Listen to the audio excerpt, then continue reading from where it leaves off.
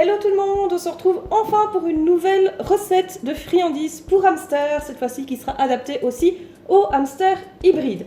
Alors vous voyez que j'ai pas mal de trucs ici parce que j'ai envie de tester différentes recettes, différents types avec certains ingrédients et d'autres pas. Globalement, il n'y a pas grand chose de tout ça que vous aurez vraiment besoin. Vous aurez besoin du mélange de votre hamster, donc moi il est ici en grand paquet. Idéalement de graines de lin, donc là elles sont mélangées avec des graines de courge et des graines de tournesol, je vais essayer de trier un petit peu. Et alors je vous ai dégoté, c'est de la farine de millet. Donc ça va remplacer nos flocons d'avoine en fait pour les hamsters de Campbell et les hamsters hybrides. Ce que vous allez mettre en plus de cette base là, c'est à vous de voir. Ça dépend de votre animal, si vous avez un hybride, un Campbell ou pas. Ici j'ai des flocons de pois. Alors les flocons de pois c'est bon pour toutes les espèces, il n'y a aucun problème. Des concombres séchés, pareil, c'est bon pour toutes les espèces, aucun souci. Alors ici ça c'est vraiment pour les hamsters syriens ou les hamsters Roborovski, j'ai de la betterave et de la banane. Alors la betterave, faites attention que ça colore un petit peu les urines, ça peut être problématique si votre hamster a éventuellement des problèmes de santé, comme vous ne pourrez pas voir la différence entre juste des urines colorées et du sang. Donc faites quand même attention, si vous n'êtes pas sûr, n'en mettez pas. Donc voilà, ça c'est notre base. On va mélanger ça simplement avec de l'eau. Ici j'ai 100 ml d'eau, je n'ai aucune idée de combien je vais devoir en mettre. Voilà, donc notre base ça va être simplement du millet, du lin, de l'eau et un peu de graines du hamster. Alors, on est parti. Je vais faire un mélange de base qui va être à peu près de 200 grammes. Donc ce que je vais faire, c'est que je vais mettre 100 grammes de millet.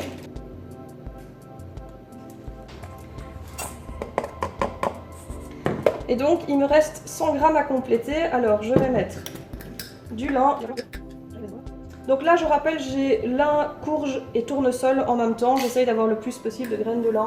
Les graines de lin se trouvent en magasin, en vrac. Vous en avez en paquet, vous en avez même chez Action.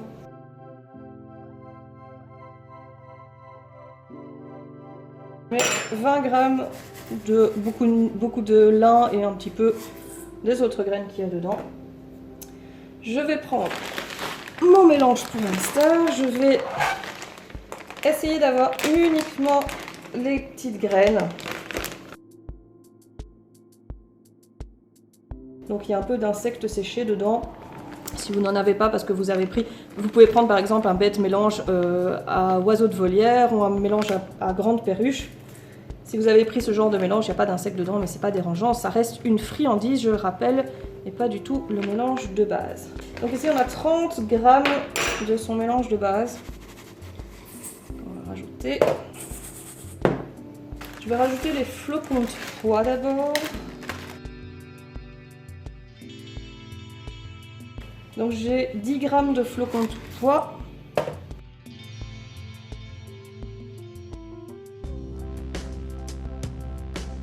Et j'ai 10 grammes de concombres séchés. Alors ça, je ne vais pas les laisser en entier parce que c'est des très belles tranches. Heureusement pour les friandises, c'est pas pratique. Donc je vais voir si ça se concasse un minimum. Ok, ça casse pas du tout, donc ça va rester comme ça, tant pis. Voilà, donc là on a un mélange de base. On a du millet, on a des graines, on a du lin. Alors le lin en fait ça va faire qu'au contact de l'eau ça va dégager une espèce de gel qui je l'espère va servir à maintenir en fait la friandise ensemble une fois qu'elle va être cuite. C'est vraiment l'idée d'avoir mis du lin là-dedans, j'avais pas envie de mettre de l'œuf. Malheureusement sans le flocon d'avoine on n'a pas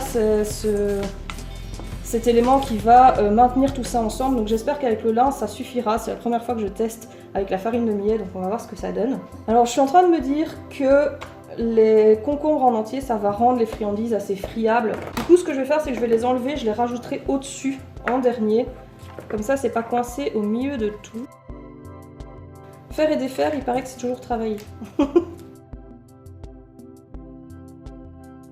Donc ça, on va le mettre sur le côté pour le moment. On va prendre de l'eau et petit à petit, on va verser l'eau dedans et on va essayer d'avoir quelque chose qui soit assez compact. Certainement pas trop liquide parce que sinon ça va avoir du mal à cuire et du mal à se fixer.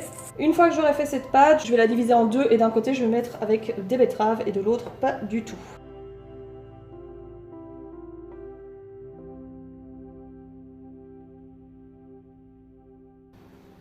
Ça commence à tenir ensemble. Je vais en rajouter encore un petit peu.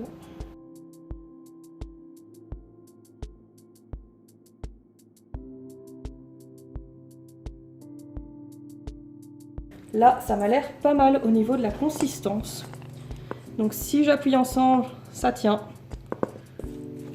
Ça devrait être bien, je pense. Alors j'ai oublié de vous dire que pendant ce temps-là, je fais préchauffer le four. Il est à 150 degrés, mais chez moi, il est en chaleur tournante, donc ça a tendance à être un petit peu plus chaud. Si vous avez un four à chaleur traditionnelle, je pense que vous pouvez le mettre à 160. Ça devrait aller. Donc ici, je vais diviser à peu près en deux. Voilà. Et dans celui-ci, je vais mettre ma betterave. J'ai une feuille de ce qui remplace le papier sulfurisé qui va au four. On va étaler ça dans des emporte-pièces. Vous pouvez le faire à la main aussi, vous pouvez faire des petites boules, on vous a déjà montré. Vous pouvez donner la forme que vous voulez. Ok, donc j'ai changé d'idée pour les emporte-pièces, ça va être vraiment embêtant avec les tout petits qui sont là. Donc j'ai sorti mon pack, je pense que ça vient de chez Ikea d'ailleurs. Et on va faire du rond. Comme ça, c'est beaucoup plus facile à remplir. Donc il faut bien tasser, parce qu'on n'a pas de... On n'a rien qui colle le tout ensemble, enfin spécifiquement, donc vraiment bien tasser pour dire que ce soit bien. Évidemment ça sort pas. Ah c'est bien tassé hein. Oh c'est joli.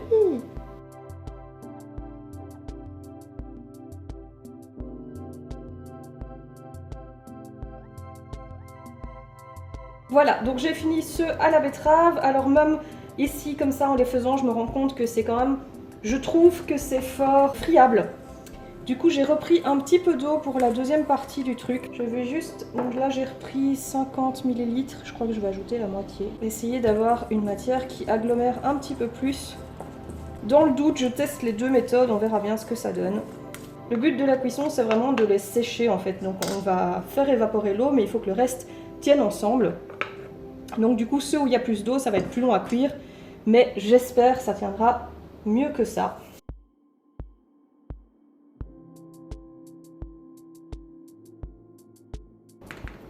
Donc celle-ci, je tasse un petit peu moins que l'autre parce qu'il y a beaucoup d'eau et que du coup, ça n'a pas ce même aspect.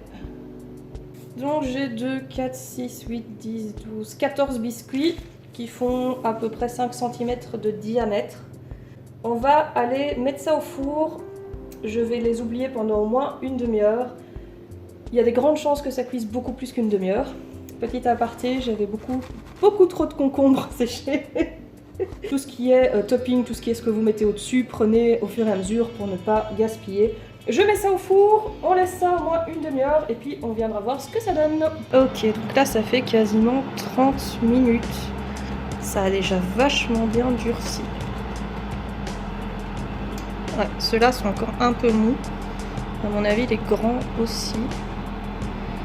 Par contre, ça se colore pas encore. C'est encore bien, à part un peu là sur le bord. Donc je vais les laisser encore un petit peu. J'ai rien qu'à brûler sur le dessus, ni les fleurs, ni rien pour le moment. Donc ça, c'est vachement cool. Je vais encore les laisser au moins un quart d'heure et voir ce que ça donne. Je veux vraiment qu'ils soient le plus sec possible, en espérant que ça s'émiette pas trop. Ça a l'air de déjà s'émietter, mais bon, on verra bien. Ok, là on est à 40 minutes de cuisson, ça commence à se colorer pas mal. Il commence à être assez bien dur.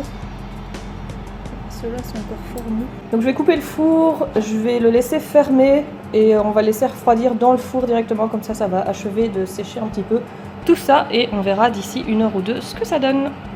Alors comme prévu, ceux qui sont à la betterave où j'avais mis moins d'eau sont extrêmement friables. Donc je vous conseille vraiment de mettre 150 ml d'eau au lieu de 100. Ils tiennent beaucoup mieux ensemble quand on les prend, quand on les manipule. Ça reste quand même assez friable dans l'ensemble. Là, si on regarde un petit peu ici, ça c'est déjà en train de se craqueler. Et quand on les prend, ça part un petit peu de partout. Voilà la preuve. Donc voilà, ceux-là seront plus vraiment en friandise, mais moins pour faire les dents. Si on veut vraiment les durcir à fond pour faire les dents, on pouvait encore les laisser. Ils sont pas encore hyper dorés. Ça commençait un petit peu ici, mais sans plus. On peut les laisser plus longtemps. Moi, je ne l'ai pas fait parce que voilà, ils ont suffisamment d'herbe, de foin et tout ce qui s'ensuit. Donc, c'est vraiment plus de la friandise telle quelle. Je les laisse refroidir et je vais tester ça.